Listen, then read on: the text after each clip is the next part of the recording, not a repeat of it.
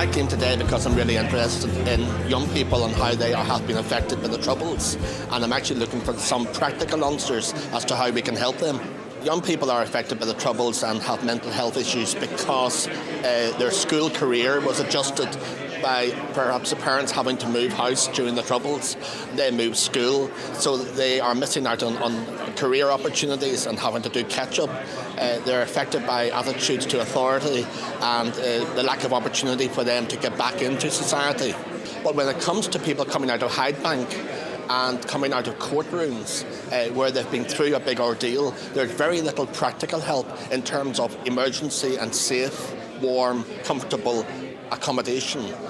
Very often young people have lost a loved one during the Trouble, maybe it's the third generation, and so people think that they have moved on and they've got over the fact of their great loss in the family, but I can see the evidence down the generation line of how they have been impacted, and we do need more resources.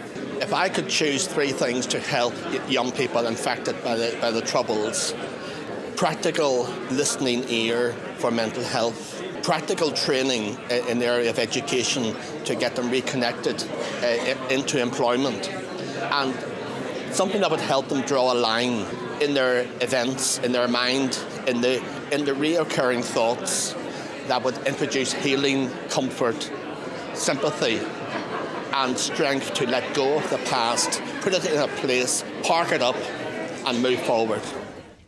In 1984, my uncle Hugh was murdered.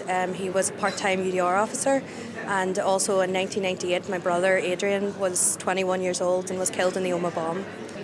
When the Troubles hit my family home in 1984, I didn't even realise the impact of that until I actually started doing my masters in early years and learning about the toxic stress, in family homes. For me, I just withdrew from society, really.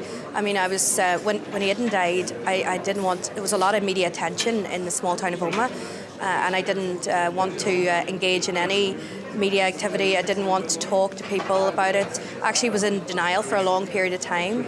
I went back to university, but I did go to see a trauma counsellor, which helped me to a degree, but I think it's really the family support that helped me through it was the most important thing, because these mental health services were withdrawn at an early stage because maybe they feel like, I know I suffered post-traumatic stress disorder due to that, and the experiences that I had were horrendous, highs and lows, moods and depression, and it's a vicious cycle. And I think talking to other victims and feeling normal with other victims was the most important thing for me as a victim.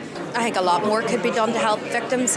Also, to not cause the cycle to keep repeating itself through the generations, and I think that transgenerational trauma has never really been taken very seriously, that it does impact on your children. I mean, myself as a mother, I'm not going to be at the same capacity as someone who hasn't suffered a severe trauma, and sometimes that is reflected in my parenting style. So I feel parents need to be a bit more educated in how they can help their children to be more balanced, have more compassion as well.